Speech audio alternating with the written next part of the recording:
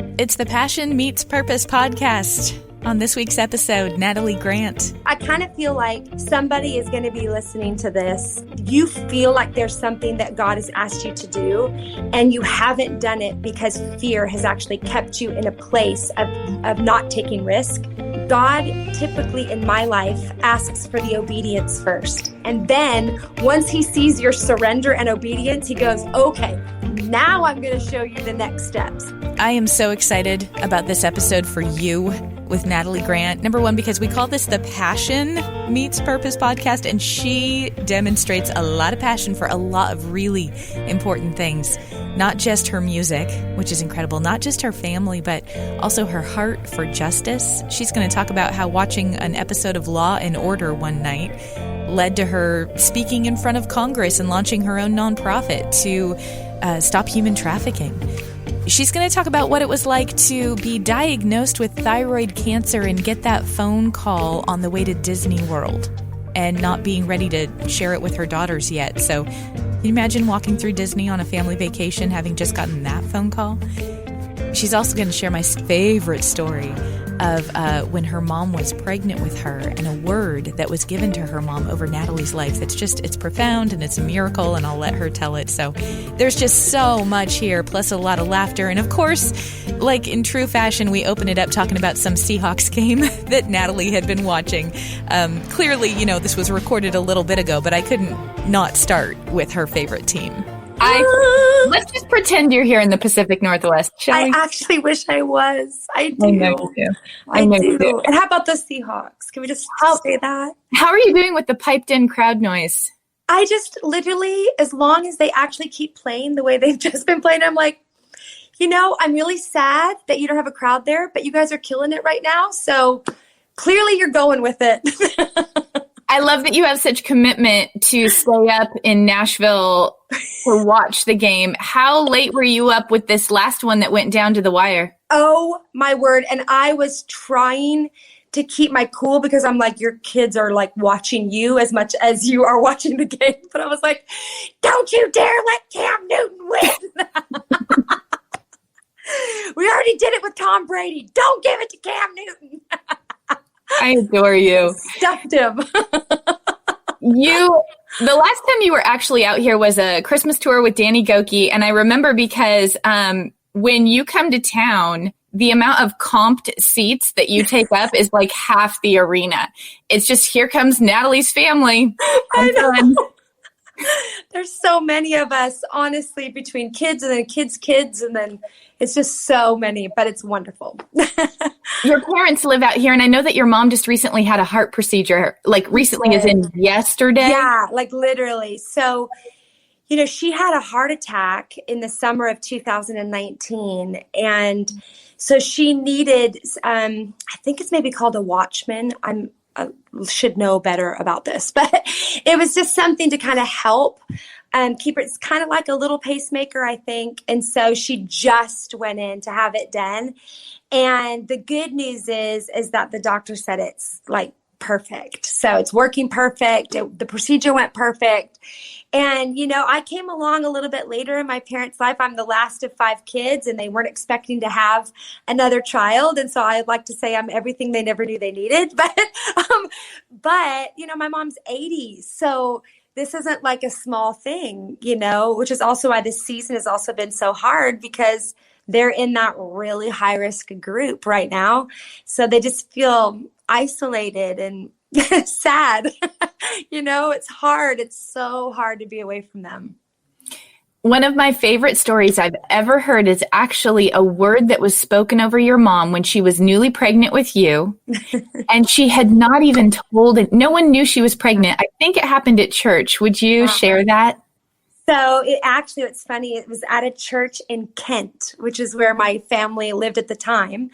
I wasn't here yet, so I didn't remember the house. But my mom, again, like I just said, they weren't planning on having any more kids. And she finds out she's pregnant with me, and she's overwhelmed and kind of freaking out, and hadn't told anybody that she was pregnant. She taught 3rd grade Sunday school at this church, and she showed up for church on that Sunday. and nobody even knew she was pregnant. And one of the moms of the kids that she taught Sunday school to literally walked up to my mom and said, I know you're overwhelmed, but that child that you're carrying will be a voice to the nations. She makes me cry every time I tell it. And there was something about that for my mom that just kind of, I mean, she was still freaked out, but it gave her a settling. But my favorite part about that story is that my parents never told me that until I was in my 20s and decided that I really felt like I was supposed to pursue music full time. And I just thank them all the time for their wisdom in that, because I never felt like I was living under a word. Like, you know what I mean? Like there was this word spoken over you, and then you're like, you feel like all of a sudden you're striving almost to try to make the word come to pass. And you're like, am I doing it right? And I'm just so grateful that in their wisdom, they never shared that with me until they watched it start to play out. And then at that time, it was what I needed to give me the courage to actually pursue it, you know? It's good. Gloria, she's the best. Oh, that was the name of the gal? No, that's her name. My mom, Gloria. Gloria Your mom. Grant. Got it. In addition to, I mean, we could spend this whole time talking about your music, your awards, all of it. There is a passion inside of you that seeks after justice and uses this platform to put an end to human trafficking. And I love how you begin at the beginning. Take me back to the day where that was ignited in you. So, I mean, I'll be honest, right? You know this because you've been in radio for so long and you guys have so many concerts come in. You know, a concert's always got a sponsor, right? I mean, so there's going to be some organization and artists will have a cause. And my first record came out in 99 and it's 2004. And at this point, I've pretty much been on other people's tours. And I just kind of never felt attached to a cause. And I feel almost terrible saying that because it wasn't that, you know, all of them were worthy. I just didn't have this personal connection, and I didn't want to do it just to do it. I wanted something that I felt passionate about. Anyway, I'm at home on a day off from Winter Jam tour in 2004, and I'm watching my favorite television show, which is Law and Order Special Victims Unit.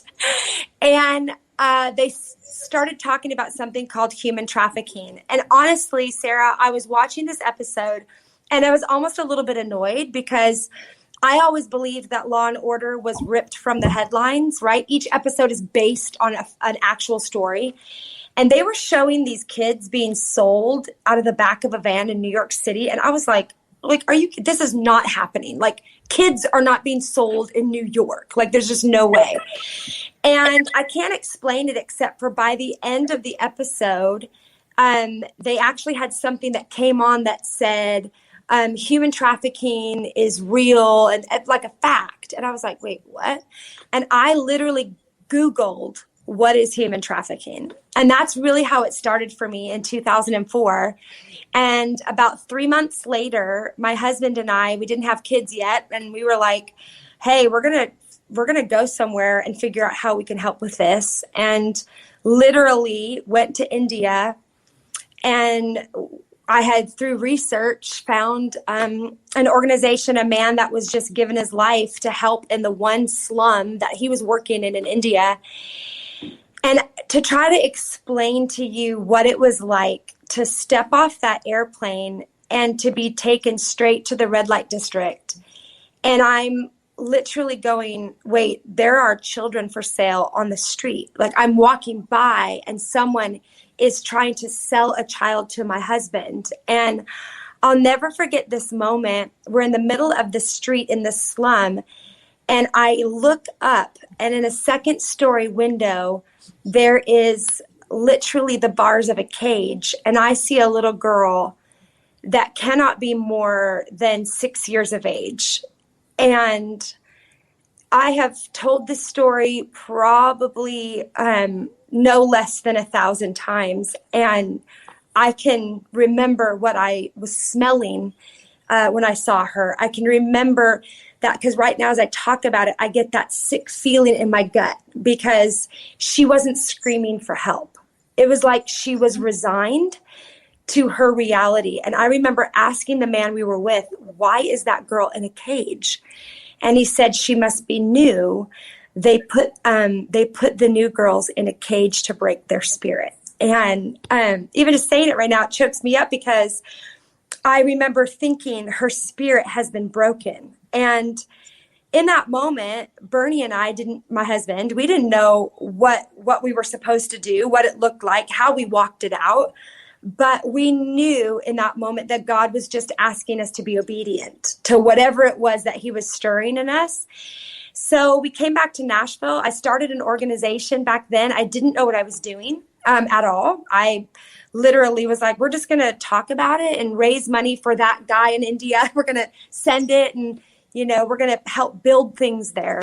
And you fast forward a couple of years and it was like, okay, now I'm learning this is in Nashville. 1 mile from my front door, a brothel was broke up with 12 girls under the age of 15. And then all of a sudden you're like, wait, this isn't just across the world. This is across the street. And, this issue back in 2004, 2005, nobody had heard of human trafficking.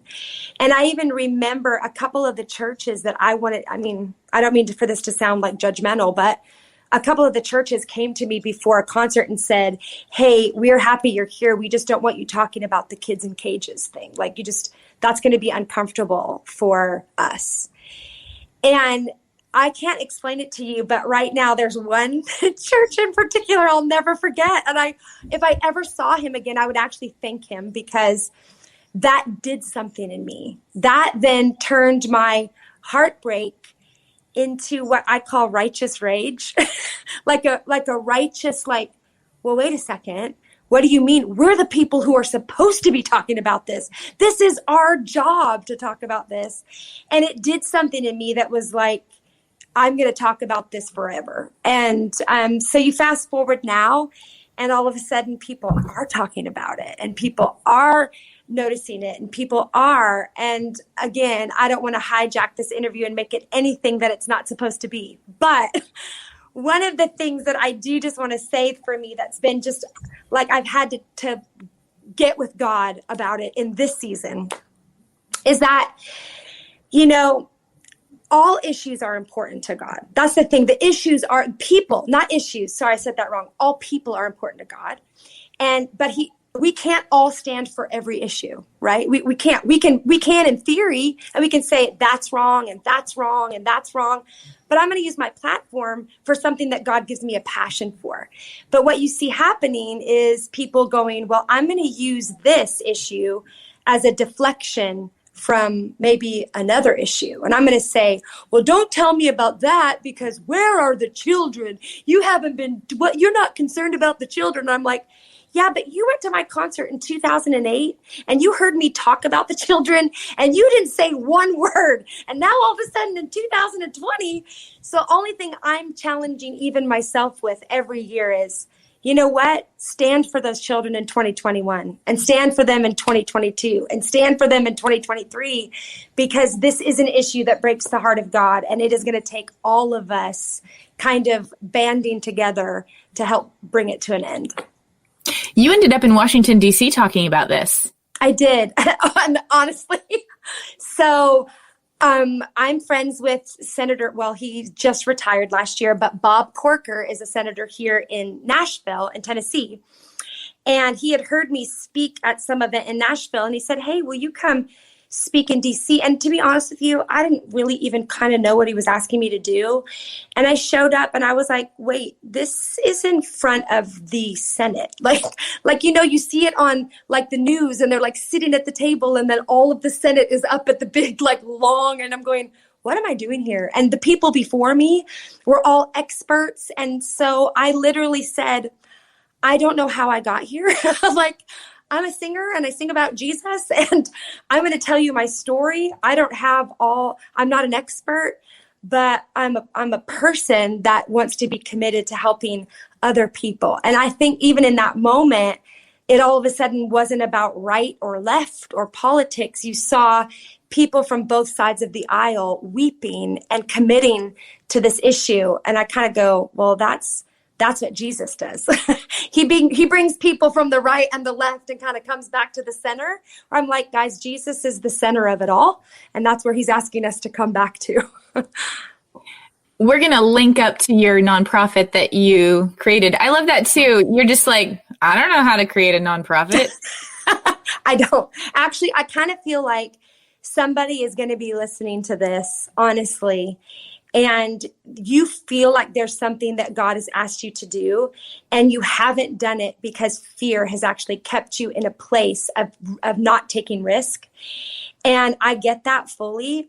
God typically in my life asks for the obedience first. He asks for obedience. And then once he sees your surrender and obedience, he goes, okay, now I'm going to show you the next steps. Now I'm going to show you, okay, it's going to take 10 years, but now I think Hope for Justice helped 100,000 kids last year. You know what I mean? Wow. Whereas I was hoping just to help 5 in 2005. And so that is a word for you, that God's calling you to obedience before you have any of the blueprint. And once you're obedient, he'll give you the blueprint, if that makes sense. I love it when you get on this kind of a kick. I love you. So much more to come from Natalie Grant, but first we're going to take a quick pause and thank Northwest University because they're the whole reason you're able to listen to this podcast. When we told Northwest University about the Passion Meets Purpose podcast, they were like, we are in. And it makes sense. It's such a great match. Northwest University is a faith-based community. They are Christ-centered, and they offer both undergraduate and graduate programs, both in person and online. Northwest University is prepared to help you pursue your dreams even in the middle of a pandemic. Plus, they have robust scholarships because NU is all about affordability. Now, they've got low tuition already, but Northwest University offers extensive scholarships like ministry majors in the traditional undergrad program receive a 50% scholarship. They've got a Christian commitment. Spiritual vitality is their firm foundation. Students and families repeatedly recognize Northwest University for an unmatched commitment to faith and spiritual formation. Northwest students gain supportive and caring lifelong friendships founded in a shared commitment to Jesus. Don't you see why this partnership is so perfect? Thank you, Northwest University. Now back to our conversation with Natalie Grant. Let's do it some more. Let's talk about where you were when you got a diagnosis. Yes. That rocked your world. So I was actually in Florida at a Christian radio conference, and I was supposed to sing that night. And that morning, it was the day I got to take my kids to Disney World. And on the way to the shuttle to Disney World, the doctor's office called and confirmed what we were a little bit afraid of, which is you do, in fact, have thyroid cancer. And the position of the tumor is resting against your vocal nerve. And, of course, that call on the way to Disney World. To Disney, and then trying to keep it together because I wasn't prepared to tell my kids that. Honestly, I remember going back, and my husband at that time was in LA in an emergency room with a blood clot. It was all the things. And isn't that like life though? It's like, why can't it just be one thing? But then it's like all the things usually hit kind of at the same time. At least in my life, it feels like that. And trying to keep it together for them and still creating this awesome experience. And if I'm being honest, I don't really fully remember because it was like a bunch of white noise in my head at that point because I don't think I could even process it all. And then we met with the surgeon and they were like, listen, the kind of thyroid cancer you have, we're going to get it out. But it is a very delicate surgery and you're probably never going to sing the same way. I mean, you'll sing, it's going to take a long time. Your range isn't going to be the same. Your power isn't going to be the same. And, Sarah, up to that point, I would probably have said multiple times in an interview like this, singing is not who I am. It's just what I do. I know who I am. And it was, it was a bunch of crap. Sorry I'm sorry. I keep saying that word like I'm going to offend somebody. But you say these things that sound so good and you want to mean them. And then all of a sudden God's like, okay, so you're saying it. I'm going to actually give you the opportunity to live it. And I didn't mean it at all. It turns out I was like, no, singing actually is who I am. And I had to get to a place of, okay, actually, no, it's not who I am. But that was a process. And yes, my voice is stronger than it's ever been. Yes, he preserved my voice. I don't know what they did in there. It's like they gave me a tune-up or something. I'm not even kidding you, but because it is stronger than ever. But I think the greatest miracle was actually what he did leading up to even knowing if my voice would work. And that was actually coming to a sincere place where I knew that my outcome was not going to determine his goodness, and that my identity, and it doesn't always stay there. I have to remind myself sometimes daily of my identity. But learning, okay, wait a second. No, you do know the truth. You know that your identity is in Christ, and singing is just one of the fun things you get to do and tell people the truth about who he is. I think it was really brave how you went on social media in the middle of it and invited your audience in. Even on the morning of the surgery in the car, you turned on a video. You let people pray over you for something very private. You cried like you were makeupless. You were a mess. I was a hot mess. You were vulnerable. And I remember thinking, I know there's a cost to that. You didn't have to do that. Yeah. And it was a conscious decision you made. Tell me why. I think because I can honestly say that one of the more powerful things I've learned in the last probably 7 years. Well, how old is my youngest? 9. So probably in the last 8 years, 7.5, 8 years, is how to be myself. And I knew how to give glimpses of it, but it was always controlled. Do you know what I mean? Like a controlled vulnerability. And that's not actually vulnerability. And so I think learning how to be myself, comfortable with myself, and also understanding how that helps unlock something in other people.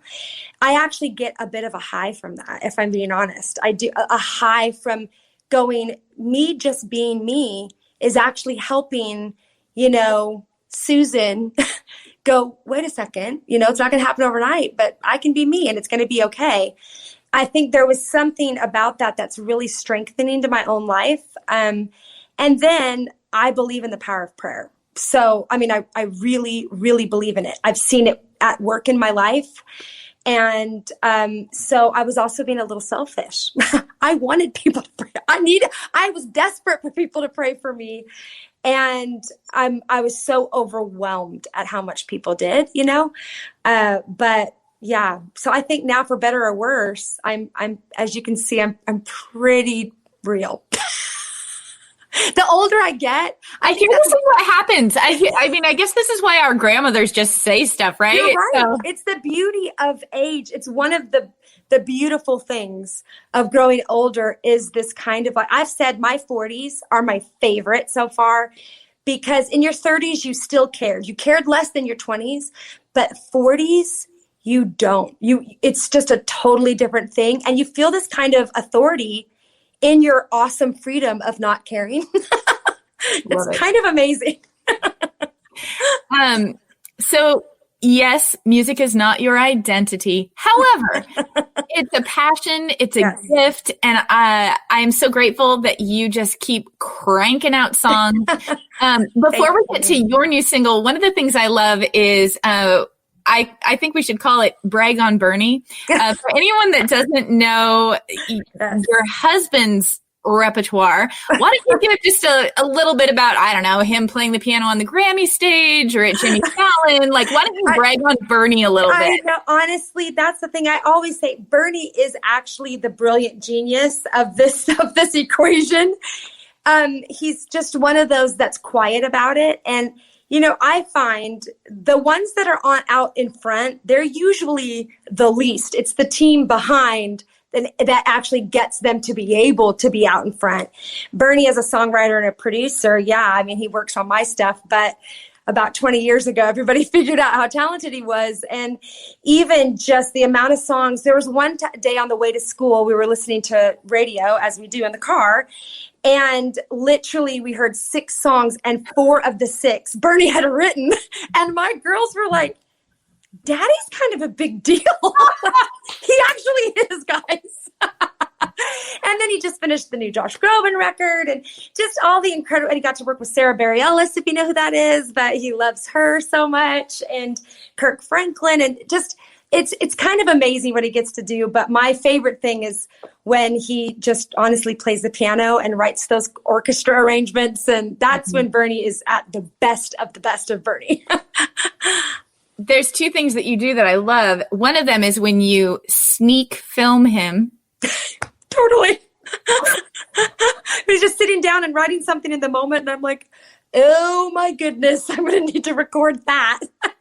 And you put it on your socials, and there's something about, I think you had said recently you were sneak filming him at the piano. He couldn't see you. And you broadcast it to the world, and you said this is what he does when he's happy or content, or there's some, what is it? It's when he's like, when he literally feels that complete contentment, he sits down. And I don't know if that's the same clip when he was playing and you heard that bird singing in the background. And I'm like, there is a bird at our front door, and that bird is singing the melody that and we were literally like, so I'm playing the video for him. I'm like, even the birds sing along to you. Like, you're ridiculous. That bird was like, ooh, that's beautiful. It's like a Disney movie, just literally. The squirrels are coming. Just kidding. I would not be okay with the squirrels. No. A bird is fine and it stays in the door. Yes, just exactly. Okay. Oh my gosh, you're so much fun. You as well. Always. You have a new song. It's called Face to Face. Yeah. Let's talk about it. Yeah, I think, again, it was actually the very first song that we wrote. And it's funny because it's a ballad with movement. I don't know what people call it, but it's got that kind of that weighty start to it when you hear it with the piano and the chords. And you're like, oh, we started the record with it, which sometimes people put tempo or something. But I was like, nah, because the lyric was so perfect, and my feet are tired from the running. My strength is gone for overcoming. My lips are silent. I don't know what to pray, so I'll wait for you. And I just thought, nah, this is actually exactly how it needs to start, because that's exactly where I'm living right now. And when I wrote it, I didn't know that's where so many people were going to be living in 2020. There's one of my favorite lines from any song in the whole record is in that song, and it says, my well runs dry, but I've known the taste of rain, and I'll wait for you. And I just loved that, because it was like, okay, that's right. We're in a season of like, will this ever end? But don't ever forget that you know the taste of rain. You've actually experienced his face. You literally know the taste of rain. I had a moment where I was like, wait, I'm talking to Seattle. It's pouring right now. Yes. Oh my goodness. But I wish I was there, actually. I long for Seattle in the fall. But don't forget that you know his faithfulness, actually. Just because you can't see it in the moment, there is going to come a moment where you get to the other side and you're going to be like, that's right. That's right. See, he was faithful after all. And I think that's the beauty of this song, is remembering, okay, he doesn't need to do anything. I think sometimes we beg God, right? We're like, deliver me from this, or help me, or please, please, please, please. And he's like, guys, I've already done everything I need to do for you. You need to move closer to me. You need to take a hold of the hand I'm extending. You need to take me at my word. And that's kind of what this song is all about. And it's called Face to Face, and we'll link up to it in the show notes here. Thank you. I have 2 questions for you before I let you go. One of them actually relates to what you just said, and it goes back, when you talked about from thyroid cancer diagnosis to voice being stronger than ever, there's a little piece glossed over that I want to go back to. And that is about 18 months where you have said you were unable to create, unable to write, sort of just paralyzed by what? Talk about that, because it kind of relates to that experience that a lot of people are in 2020, feeling like, right, I should be more productive. Where's the evidence? Why can I not get out of bed? It's funny, because I think that speaks to pressure that we're never supposed to carry. And for me, it showed up in maybe a different way than it's showing up for people in this season. It showed up because after my voice came back stronger than it had ever been, I had more words, well-meaning. They were precious people. But I mean, God showed me, you're going to write the songs of your life. You're going to sing the songs of your life. You're going to deliver, like, you're going to do what you've never done before. And I'm like, what if they're just kind of okay? Like, what if they're just like good songs? But what do the songs of my life even sound like? Like, what is that? And I had this pressure. It felt like literally a cloud of pressure of wait, where do I start? Like, how does that sound? And I think what's funny is that in this season, everybody felt like that, whether it was working out to all the Instagram workout videos that you see, or eating healthy, or writing, or doing a new hobby, or building something. Like, all of us are like, I'm going to make the most of this time. I've got my sourdough starter. No, I don't. Exactly. It's like, it's funny. I learned something kind of back in about 6 weeks into quarantine. And that's because my personality type is, I'm going to make lemonade out of lemons kind of a person. I'm like, we're going to make lemonade. It's going to be sour for a second, but then it's going to be something great, because I'm a pretty positive person by nature. And I was doing that to my kids, and I didn't even realize it. I didn't realize that I was like, come on, girls, come on. We're going to make the most of this. And it was choking. It was literally suffocating them. And I realized that I'd never given them space to grieve whatever it was that was hard for them. For one of my daughters, it was her first school play that got canceled, and she was so devastated because she'd worked so hard. Or another one whose dance recitals were canceled. And it was like, wait a second, there's no pressure. You don't actually have to deliver anything. If you need to be sad, go ahead and be sad. Let's cry. Let's not stay in our sadness. But we also don't have to feel like we've got to, change the world in this season. We're just, if you just feel like you need to survive it, let's survive it together. And I kind of feel like that's even for me what unlocked my creativity, was kind of coming back to, okay, this pressure of trying to deliver something that is a pressure I don't even need to carry. Instead, I'm just going to get still for a minute, and I'm going to be quiet for a minute, which is actually, as you can see, very hard for me to be quiet. Just ask Bernie.